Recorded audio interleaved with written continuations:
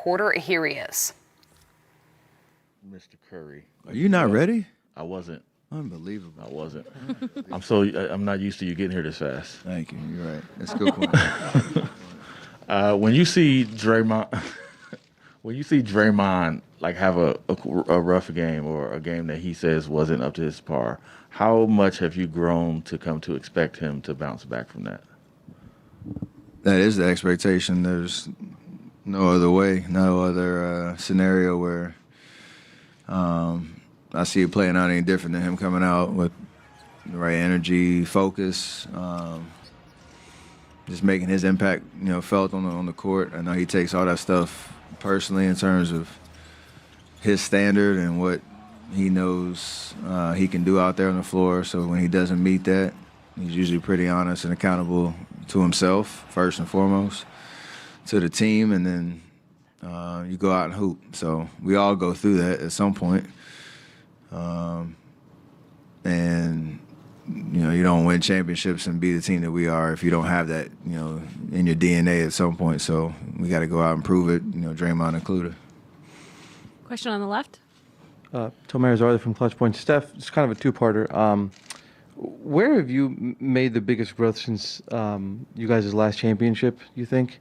And after a loss, do you even get to a point where you're down about it, or are you at a point where you're able to just move on and there's so much left going on?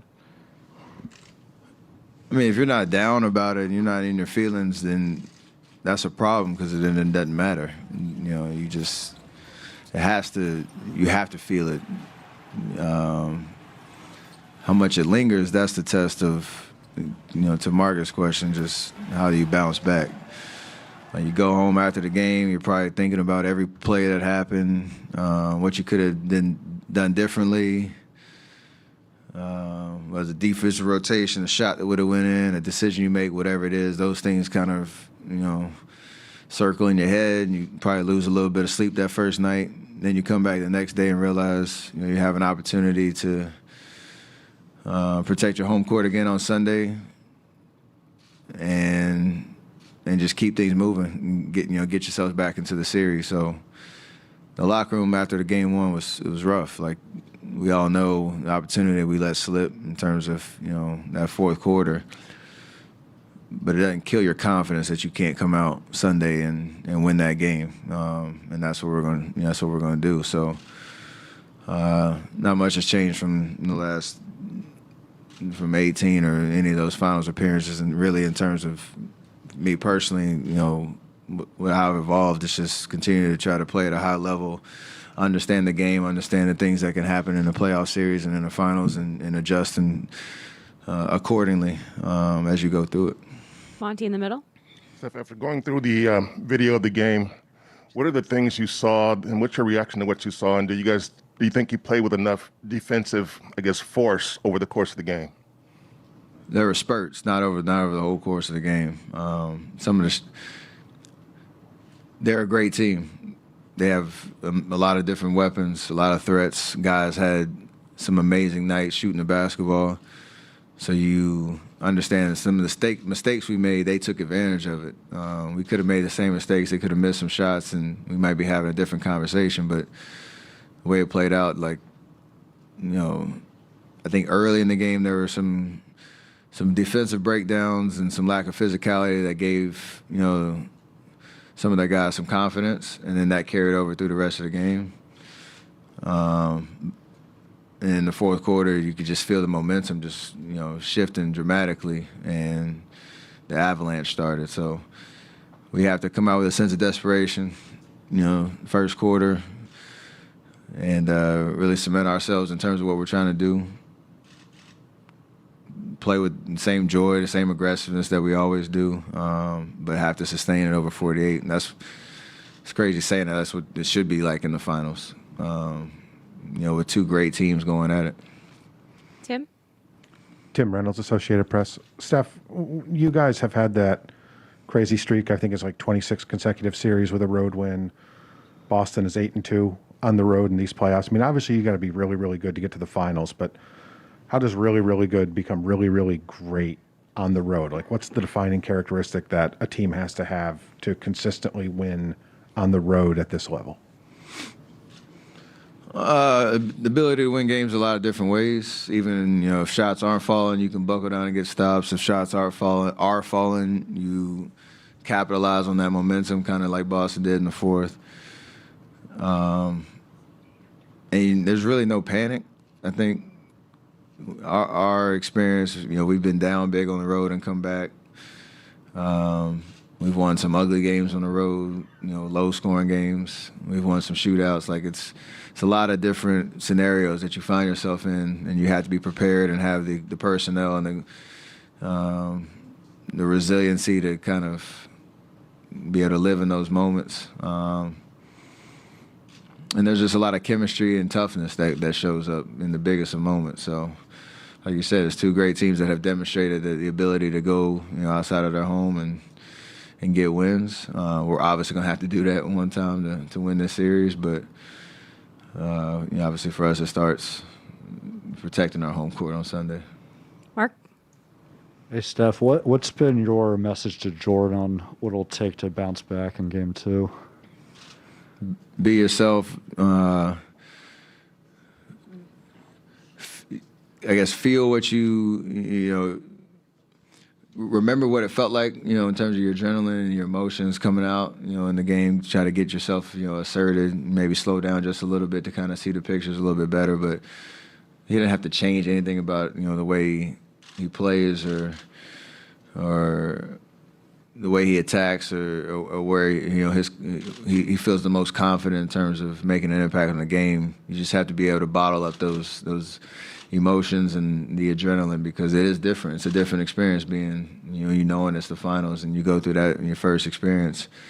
It's a little different. So don't want to over communicate to him on that front and clog his mind with anything other than just going out and having fun and playing basketball. Melissa on the right. Hey, Steph. I know you're probably not on Twitter after Game 1 checking what people are saying, but I'm sure some of that noise still probably seeps through. I'm curious just how much of it does seep through and how much does that affect you guys at this point? I think as much as you want it to. However much attention you want to put on, whether you're reading it, hearing it, whatever it is. It comes with experience of knowing narratives change really quickly, and everybody's trying to guess what's going to happen in the series and, overreacting or properly reacting to everything. So it never really gets to me as much in terms of it changing anything other than the expectations I have for myself out there on the court, or, again, the standard that I've set for myself in terms of how I'm supposed to play. At the end of the day, it is just about winning the basketball game. So if we go out there and do that on Sunday, I'm sure whatever the noise is will be a little bit more favorable for us. But right now, we allowed Game 1 to get away from us, and we gotta respond. Say what? You use it as motivation?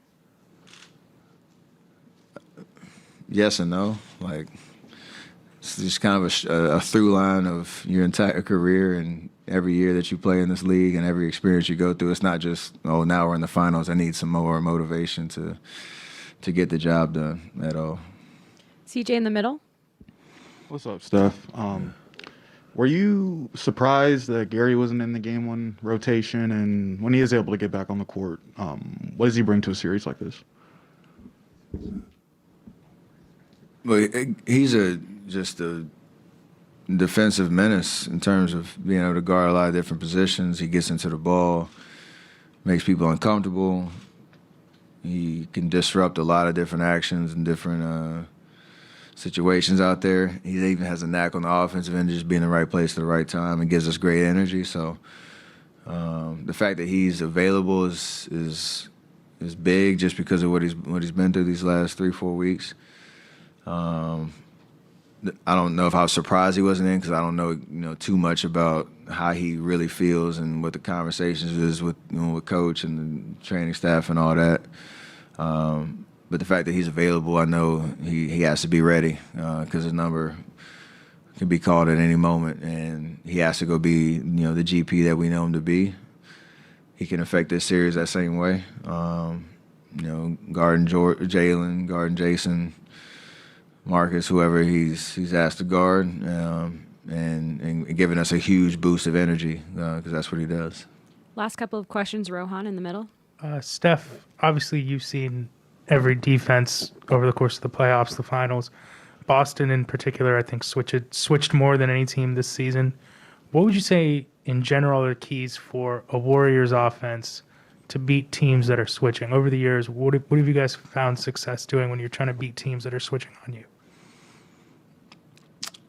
You got to take care of the basketball because the way we move bodies and move the ball, switching is designed to keep everything on the perimeter, keep bodies in between the man and the basket. Try to force you into tough shots, but it also allows some confusion at times if you run your sets hard. One, if you get stops and you can run in transition because it's hard to match up and know where you're switching and all that type of stuff. And like I said, we've seen it before with Houston series, even OKC a little bit back in the day, and they have the personnel to be able to do it. So it's their bread and butter. It's why what worked for them to be a number one defense in the league. But there are ways to attack it. And like I said, we scored 108 points. Game one. That should be plenty to win a game. We have to get stops ourselves on the other end to allow our offense to do what it does. Last question, Om on the right. Steph Young with ESPN. The other day you said that you felt that this group is resilient. This is the first time, though, that this particular team has been down 0-1. What other moments in this postseason gives you that confidence of why they're resilient? And what did you see and feel from the team in the last 48 hours or even this morning? I think you look at how we responded Game 5 to Game 6 in the Memphis series. Game 4 to 5 in Dallas series.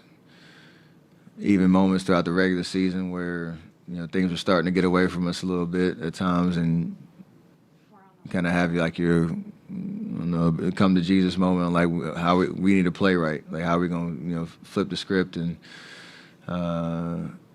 get things right back on the right track, and we usually responded pretty well, and it's a collective effort of a focus on the defensive end first and foremost, and just an understanding of how we all work together to create good shots on the offensive end. You said it's the first time we've been down 0-1. It's the first time for a lot of things with this particular group, and we're here in the finals for a reason because we figured it out along the way. And if we want to get back in the series, we got to figure it out again. Come to Jesus moment? Absolutely. Thanks, Steph.